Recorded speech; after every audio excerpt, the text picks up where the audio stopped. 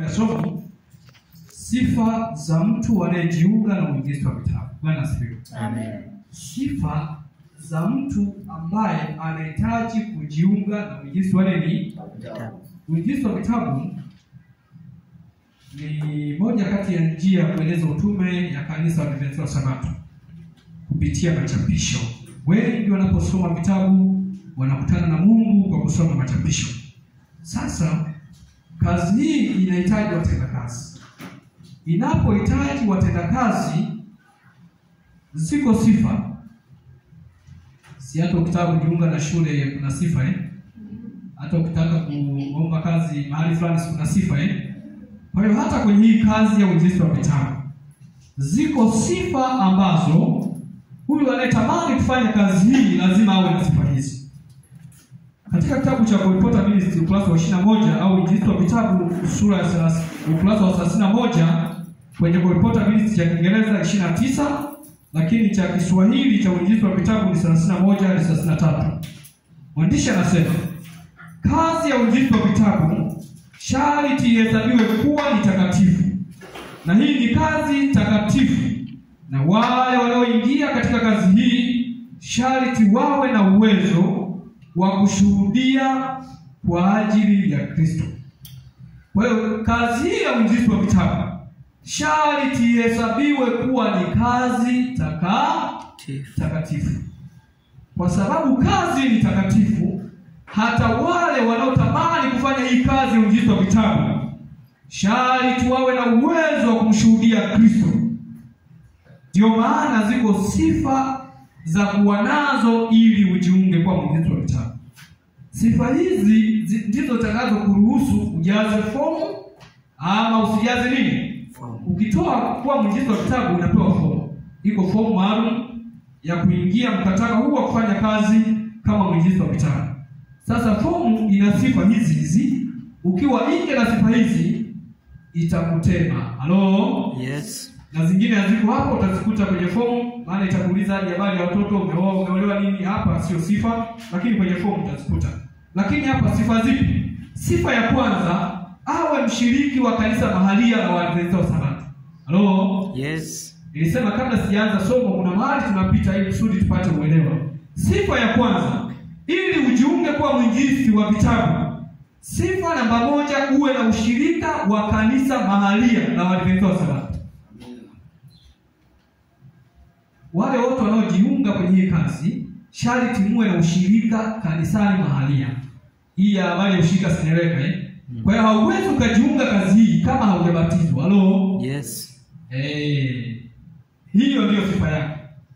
Sio tu kanisa lolote la Waadventista What? Sio tu Mloma nani awe ni Waadventista Sabato aliye na ushirika kwenye kanisa mahalia. Inaweza ikawa Mgipa, inaweza ikawa kule Mwanza, inaweza ikawa hata kule Salasala na sehemu zingine zote. Lakini sharti uwe na ushirika. Sifa namba 2, walioongoka kweli. Kwenye hii kazi kama haujaongoka kweli utaikimbia.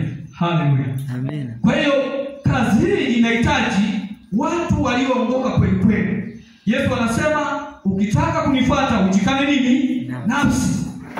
Kwa hiyo watu walioongoka kweli hata wakipitia changamoto wanajua aliyewaita kwenye hii kazi ni Mungu pekee wala sio mtu. Sifa namba 3, walio na mikono safi na mawazo safi. Haleluya. Amen. Kuna watu ambao wanaweza kaa kwenye hii kazi mawazo yao sio mazuri, wanawazia kazi vibaya, wanaona kama kuna uasi, wanaona sio kama kuna namna gani.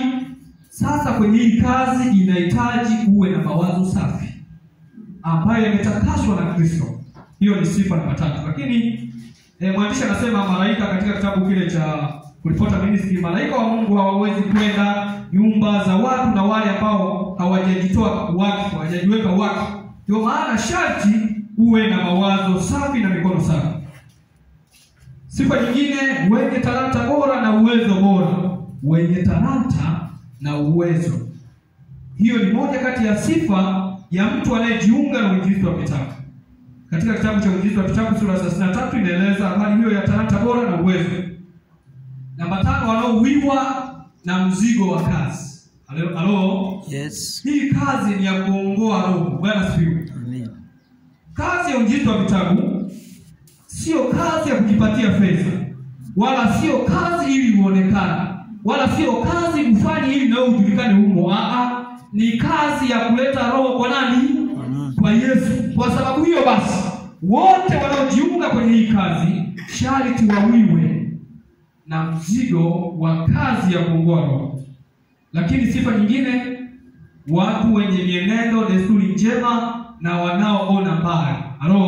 Yes. Hatutegemei huyu mtu ashuhudiwe vibaya katika jamii au ajulikane na tuma mbalimbali. Lazima awe mtu mwenye mwenendo mzuri na anayeona mbali. Imani ni kuwa na hakika na mambo ambayo yanafanyaje? Yatarajiwayo. Huyu sasa ndio anayehitajika kwenye hii kazi. Sifa nyingine ya mwisho ni wanyenyekevu na wenye kufundishika. Wanyenyekevu na wenye kufanyaje? Kufundishika. Kwenye hii kazi usipokuwa na unyenyekevu itakuwa ngumu sana kuifanya. Lakini kwa nini wao wanafundishika? Wakati fulani utapewa semina, si ndio? Sasa kuna watu ambao wanashikilia misimamo yao. Kanisa linasafiri na mambo yanabadilika. Ndio maana sharti wawe watu wanaofundishika. Si hata kwenye shule ya Sabato miongozo inaweza kubadilika Tunategemea huyu kiongozi awe pia mtu ambaye anafundishika jinsi kanisa inavyoleta semina, jinsi kazi inavyotakiwa kwenda, awe mtu wa kufundishika, si wa kushikilia misimamo ambayo hata imepitwa na wakati.